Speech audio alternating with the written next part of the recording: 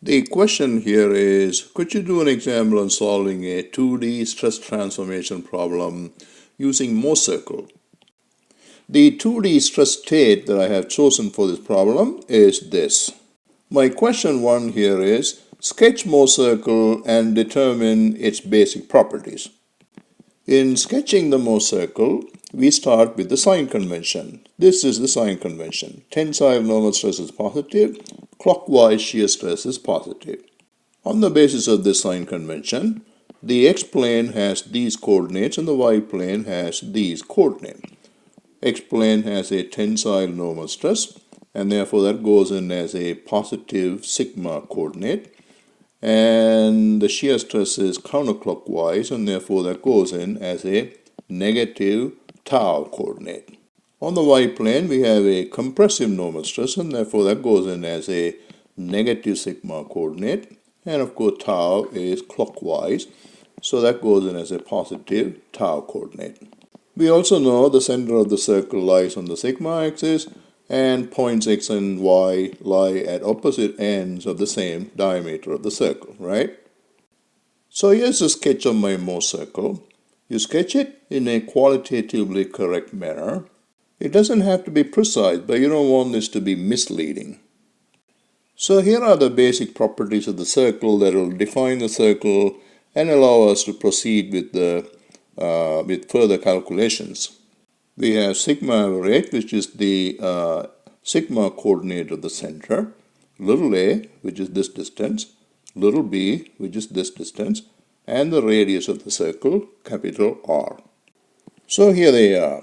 Sigma average is the average between the sigma coordinates of this point and this point, so it will be 30 minus 20 over 2, and we get 10 for that.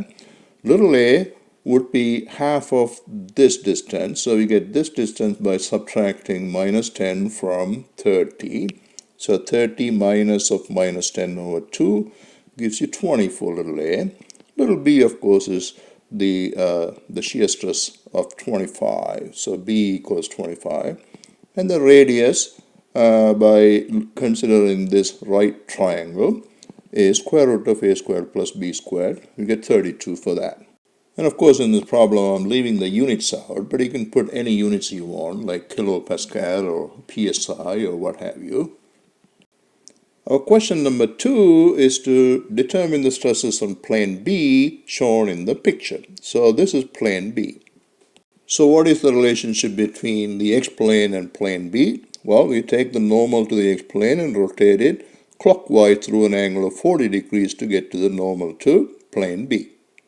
So what we do on the Mohr circle is that we take the radius that points to point X and then rotate that through twice this angle in the same sense. That will be clockwise, right? So twice the angle is 80 degrees.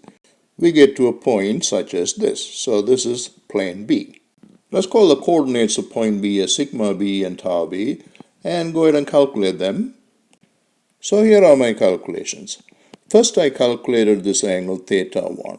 Theta 1 is tan inverse of 25 over 20, right?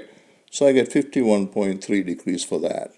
Then knowing that this angle is 80 degrees, I calculated theta 2. So theta 2 will be 180 minus theta 1 minus 80, right? So I get 48.7 degrees for that. In the previous slide, we already calculated the basic properties of the circle, right? So to calculate the value for sigma b, what I did was I took the coordinate of the center of the circle and subtracted this much from that, right? So that will be r cosine theta 2. So that's what this equation is all about. So I get minus 11.1 for that. Now considering this right triangle, we see this distance is simply r sine theta 2, right? And therefore tau b would be minus r sine theta 2. We get minus 24 for that. Now we mark these stresses on the plane in accordance with the sign convention. Since sigma b is a negative quantity, it is a compressive stress. Since tau b is a negative quantity, it is a counterclockwise shear stress on that plane. That's it. We are done answering this question. Our question number 2 is to determine the principal stresses and their directions. The principal planes are planes where the shear stresses are zero, but the normal stresses are either maximum or minimum, right?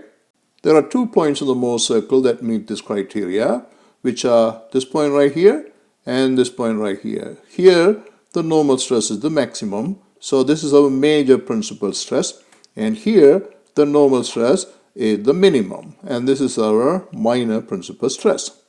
In terms of the basic properties of the circle, it's very easy to calculate these stresses. For example, the major principal stress is sigma average, that is this distance right here, plus radius, right? So sigma average plus r gives you the major principal stress. In this case, it's calculated to be 42. And the minor principal stress is that we take the coordinate of the center of the circle one more time and subtract the radius from that, right? So that will be sigma average minus r, 10 minus 32, and that gives us minus 22 for the minor principal stress. So these are the magnitudes. While there are multiple ways to get the directions of the principal stresses, this is what I have done here. I took the radius pointing to the x-plane and rotated it counterclockwise through an angle of theta 1 on the Mohr circle in order to get to this point that represents the major principal plane, right? So what we need to do in the xy plane is to take the x-axis and rotate that through an angle of theta 1 over 2, which is 25.6 degrees, in the same sense, which is counterclockwise. We get to the plane where the major principal stress is acting. So this is the plane where we have the major principal stress of 42 units is acting. Of course, the minor principal plane is perpendicular to that. So you can just simply complete the little differential element at that point and mark the minor principal stress on this plane right there. And minor principal stress is a compressive stress because it's a negative quantity. So you mark it as a compressive stress on that plane. Of course, sigma 1 is a positive number, and therefore the major principal stress is a tensile stress. So what are some of the other ways I was talking about? Well, I could have started with this radius that points to the y-plane and rotated that through this angle, which will be 180 minus theta 1 in the clockwise direction to get to this point. Or I could have taken that radius and rotated it counterclockwise through this angle, which is theta 1 again, to get to this point, which represents the minor principal plane. Or I could have taken the radius pointing to the x-plane and rotated it this way, clockwise through this angle to get to the minor principal plane. So you can see there are multiple ways to define one of those planes, and then the other plane we know is perpendicular to that. Our final question here is to determine the magnitude and direction of the maximum principal stresses. As we go around the circle, we see there are 2 points where the shear stress assumes maximum value, and those points are this point right here and this point right there, right? So these are the planes containing the maximum shear stress. The magnitude of the shear stress is simply the radius of the Mohr circle. And here at this point we have a positive shear stress, and at this point we have a negative shear stress. So the magnitude is plus or minus r, or plus or minus 32 units.